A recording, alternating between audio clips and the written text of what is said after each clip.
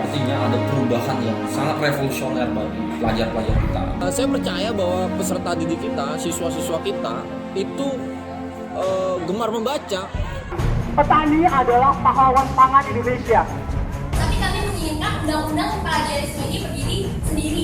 Nah, oleh karena itu saya terpanggil untuk menjadi guru. Prestasi itu di setiap sekolah lahir dari cabang-cabang yang sangat populer. Gemar diskusi, gemar berdebat.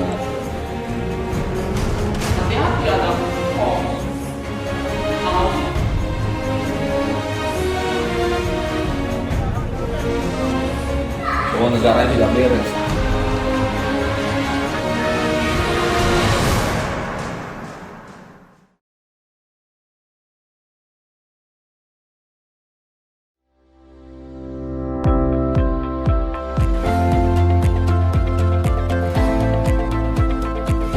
Halo, ketemu lagi dalam acara yang paling fenomenal, di mana lagi kalau bukan di Konspirasi, kutipan obrolan inspirasi. Bersama saya Savero.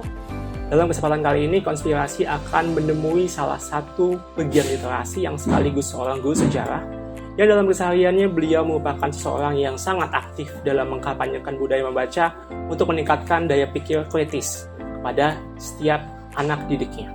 Bagaimana kisah selengkapnya? Sesaat lagi.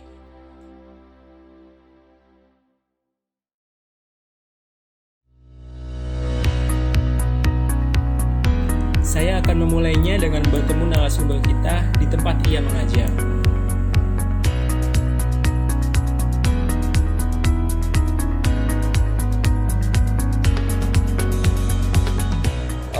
Kenalkan, nama saya Nur Muhammad Lutfi, biasa dipanggil Lutfi, Mas Lutfi, Pak Lutfi gitu.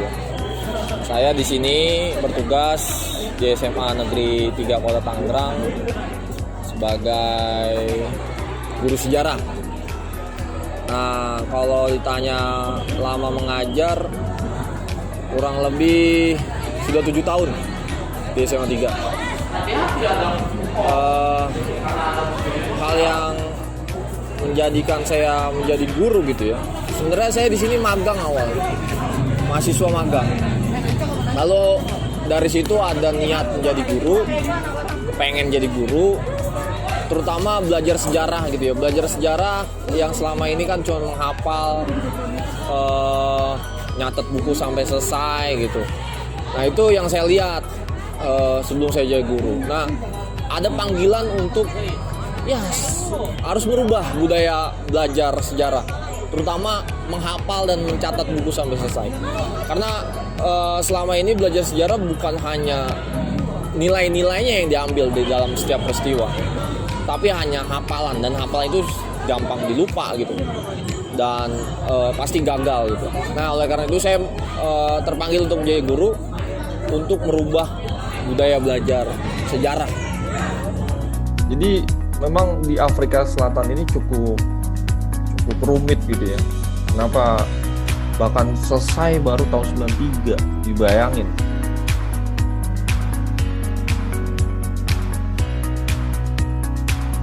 Saya cukup penasaran bagaimana strategi Lutfi dalam memberikan arahan kepada siswa-siswanya untuk tetap rajin membaca meskipun dalam keadaan pandemi. Ya, cara mengenalkan budaya membaca ya, salah satunya kita harus menjadi contoh gitu. Karena memang selama ini kita selalu memberi instruksi kepada siswa-siswi kita bahwa harus baca, berpikir kritis, tapi di kitanya sendiri kita tidak mencontohkan gitu. Nah, saya percaya bahwa peserta didik kita, siswa-siswa kita itu gemar membaca karena dia tidak punya akses, tidak punya pengetahuan bagaimana mengakses literasi A, literasi B, dan dia tidak punya contoh yang harus dicontoh. Ya, makanya terjadilah budaya membaca yang menurun. Nah, strategi saya ya, saya pribadi mencontohkan kepada mereka bagaimana membaca yang baik, berpikir kritis yang baik gitu ya. literasi, akses terhadap buku-buku gitu. Kita selalu memberi informasi, beli buku di sini, di website ini gitu. Jadi strateginya seperti itu, kita mencontohkan kepada mereka. Nah, strategi di masa pandemi ini ya sama kayak tadi, kita mengenalkan kepada peserta didik kita bagaimana buku-buku yang kita akses kepada peserta didik, lalu peserta didik bisa membelinya di mana gitu. Jadi di masa pandemi ini memang ada kesulitan, terutama dalam hal komunikasi. Kita memberitahu informasi terhadap buku-buku gitu ya, karena tadi ada PJJ, jadi komunikasi agak lebih kendor gitu. Tapi bukan menjadi alasan learning loss gitu. Tetap ada budaya belajar, ada pembelajaran, terutama akses membaca itu. Saya pikir sekarang banyak toko-toko buku online. Di masa PJJ lebih mudah gitu kita memberitahu kepada peserta didik untuk akses buku di mana-mana aja gitu.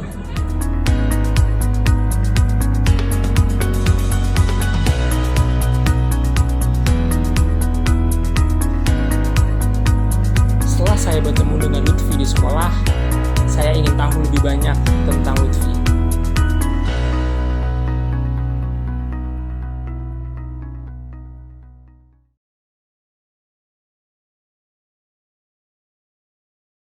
Sekarang saya telah tiba di rumah Lutfi. Saya cukup penasaran bagaimana awal dari Lutfi mengenal dunia literasi dan bagaimana tips dan caranya untuk dapat memberikan semangat dan motivasi kepada siswa-siswanya. Ya, sekarang kita sudah berada di kediaman Pak Lutfi. Sekarang kita bakal tanya-tanya soal bagaimana Pak Lutfi pertama kali bisa mengenal dunia literasi. Lalu kita juga akan bertanya bagaimana sih tips dari Pak Lutfi sendiri untuk menjaga minat membaca dan selalu meningkatkan keinginan untuk membaca. Kira-kira gimana Pak Lutfi? Pertama kali mengenal buku itu seingat saya ya, itu ketika bisa baca kira-kira ya TK lah, usia TK. Ketika bisa mulai baca, saya dilatih membaca itu dari buku-buku cerita anak. Seingat saya dulu orang tua saya tuh melatih saya membaca dari kalau kita beli susu dulu, bonusnya buku tuh. Seingat saya itu bonusnya buku cerita anak, dan itu ceritanya adalah cerita sejarah. Waktu itu saya masih ingat banget, yaitu buku pertama saya adalah tentang Nabi Nuh dan Bahtera Nabi Nuh dengan binatang-binatangnya itu. Itu dikemas dengan cerita anak, desainnya juga bagus banget. Jadi itu ya menarik minat saya membaca tuh dari situ. Ya pokoknya dari situ orang tua saya terus membelikan saya buku-buku cerita tentang sejarah tuh. Saya ingat dulu ada Galileo, bagaimana orang-orang Eropa mencari menjelajahi samudra, mencari rempah-rempah. Itu dikemasnya cerita sejarah tapi dikemas dengan cerita anak, dengan gambar-gambar yang unik, menarik. Itu pertama kali saya dikenalkan buku gitu, dari orang tua saya. Jujur orang tua saya bukan seorang pembaca gitu, nggak ada koleksi-koleksi bacaan. Tapi saya yakin setiap orang tua pengen anaknya jauh lebih baik dari orang tuanya gitu. Makanya dia mensukai saya buku, terutama buku sejarah gitu. Dari situlah minat baca saya tumbuh. Nah, untuk tipsnya bagi generasi hari ini, membaca itu memang satu keharusan, terutama bagi pelajar, semua kalangan lah kira-kira.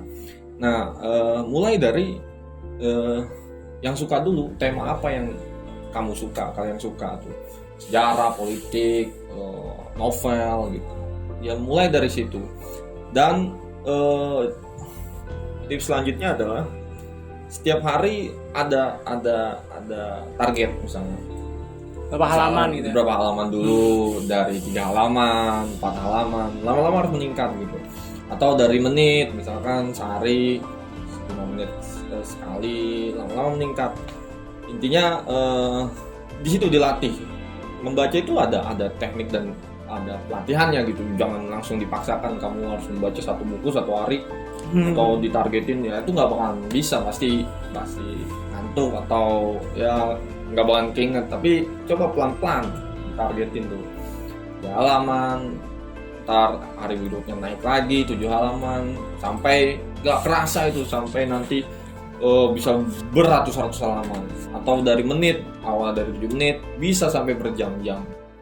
Nah itulah ketika kita sudah asik dengan buku, dengan satu tema, kita bisa menyelami, kita bisa ya akrab dengan buku. Bahkan buku bisa dijadikan teman sehari-hari itu, dibawa kemana-mana kalau kita mau jangan jadi kutu buku gitu.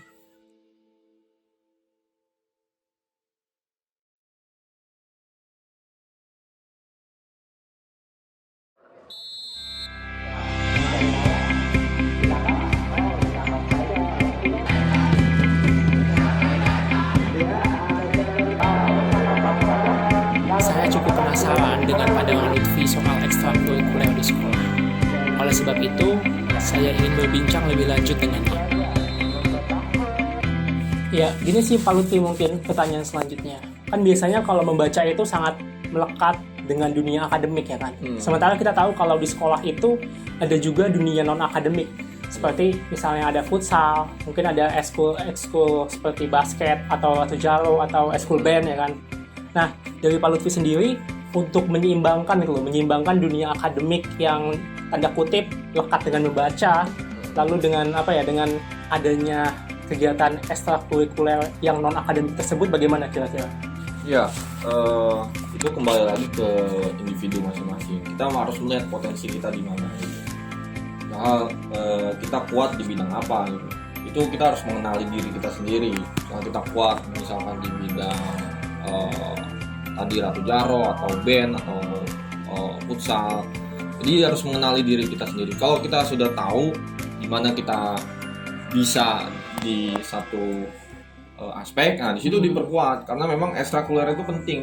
Justru prestasi itu di setiap sekolah lahir dari cabang-cabang ekstrakurikuler gitu. Misalnya saya pernah mengikuti kejuaraan Olimpiade Nasional itu berkat dari ekstrakurikuler gitu. Karena mereka tahu bahwa potensi mereka berbicara, misalkan dia suka berbicara di depan publik, suka berpikir kritis, makanya dia ikut lah ekskul civic. Civic itu debat gitu ya? Debat. Nah, juara nasional gitu. Jadi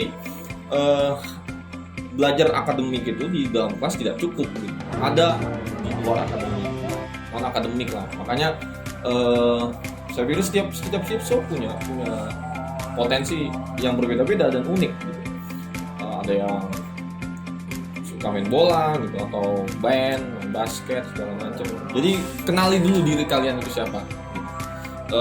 Kalian jago di mana gitu, kalian mampu di mana. Jadi di situ sih kalau kita bisa mau menimbangkan akademik dan non akademik. Non akademik itu penting, bukan kita berarti sekolah tuh harus akademik doang. Iya, benar-benar. Arahnya kognitif doang, enggak, tapi hal-hal yang di luar itu gitu. Biar mengembangkan skill lain ya. Iya, skill lain. Jadi kan ada kognitif, metakognitif, motorik gitu. Jadi penting sekali untuk digali 3 aspek itu. Bukan hanya otak doang, kegiatan akademik doang, tapi di luar itu.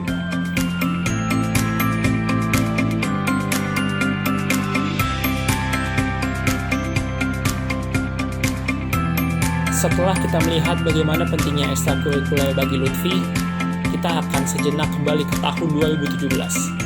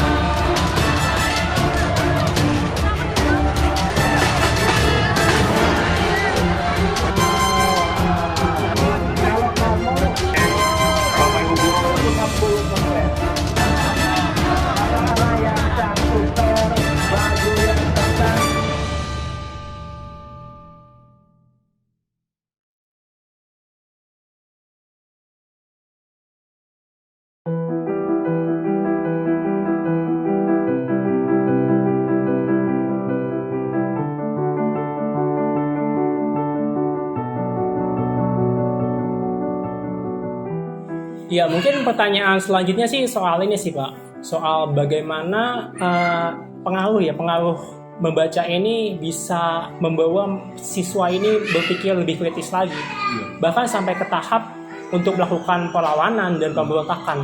Menurut Pak Lutfi, dampaknya seperti apa sih dari membaca ini terhadap hal tersebut? Ya, jadi membaca itu pasti menumbuhkan yang namanya kuriositas keingintahuan. Ditambah satu lagi, membaca itu pasti menambah perbendaharaan kata diksi gitu lah ya. Nah dari situlah tumbuhnya berpikir kritis, karena dari membaca pasti dia mencari relevansinya dengan isu-isu di luar gitu. Itu udah konsekuensi dari kalau kita banyak membaca gitu. Karena memang ketika kita gemar membaca, kita tidak nyaman apa yang ada di kepala. Kalau kita banyak baca itu pasti di kepala banyak banget kata-kata, harus ditumpahkan. Nah cara menumpahkannya itu bagaimana? Dengan berdiskusi, debat, mencari isu-isu yang lain. Itu udah konsekuensi logis dari kalau kita sudah membaca.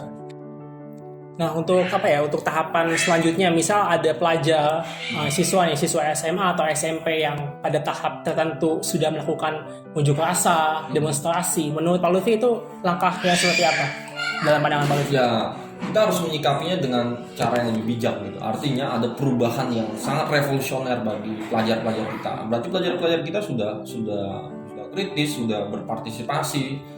Sebagai warga negara dia punya hak berpartisipasi kalau dia melakukan demonstrasi, menyuarakan hak-haknya. Artinya pelajar-pelajar kita adalah pelajar-pelajar yang bukan tidak nyaman lagi ketika belajar itu hanya mengerjakan soal-soal, tapi dia sudah tahap ketika dia sudah melihat isu-isu yang membuat mereka nggak nyaman bahwa negaranya tidak beres atau sekolahnya sistemnya tidak beres, akan unjuk rasa. Unjuk rasa itu kan berangkat dari ketika dia membaca ada sesuatu gitu, lalu dia mau menyelesaikan masalahnya, kenapa ini bisa terjadi. Jadi, seperti itu.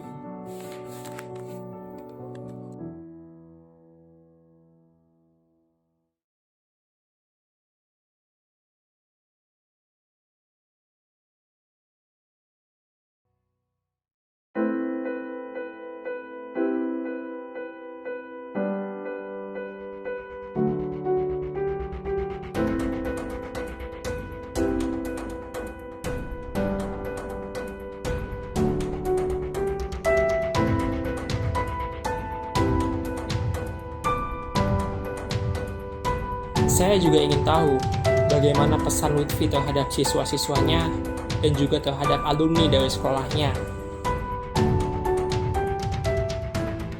Harapan saya ya sebagai guru, sebagai pengajar bagi siswa dan alumni, saya berharap siswa-siswa itu ya tadi gemar membaca, bukan hanya gemar membaca, juga ada gemar diskusi, gemar berdebat, peka terhadap isu-isu maupun isu-isu apa aja, isu-isu sekolah maupun di luar sekolah gitu. Jadi dari situlah siswa-siswa kita bisa kualitas belajarnya menjadi lebih baik gitu. Jangan cuman hanya dicekokin sama gurunya dengan ilmu-ilmu yang kita tidak memverifikasi apakah ilmu ini benar, atau ilmu itu kebenaran itu kan tidak mutlak, harus dipertanyakan. Nah, pertanyaan-pertanyaan itu ya ditumbuhkan dari ya pengetahuan kita. Kita asah dari membaca dan membaca. Dan bagi alumni ya harapan saya ya setelah keluar dari sekolah ya jangan hanya langsung lepas tanggung jawab, ada tanggung jawab sebagai alumni bagaimana care kepada adik-adiknya, terutama pengenalan terhadap dunia akademik di kampus gitu. Jadi itu harus ditanamkan budaya bagaimana alumni peka terhadap adik-adiknya, terutama pengenalan dunia kampus, budaya belajar di kampus yang jauh berbeda dengan belajar di sekolah gitu. Kita telah melihat bagaimana perjuangan Lutfi, seorang pegiat literasi sekaligus seorang guru sejarah yang pada kesehariannya telah berkorban, telah berjuang dalam menanamkan nilai-nilai literasi, nilai-nilai kritis terhadap siswa-siswanya. Sampai bertemu lagi di Konspirasi Kutipan obrolan inspirasi.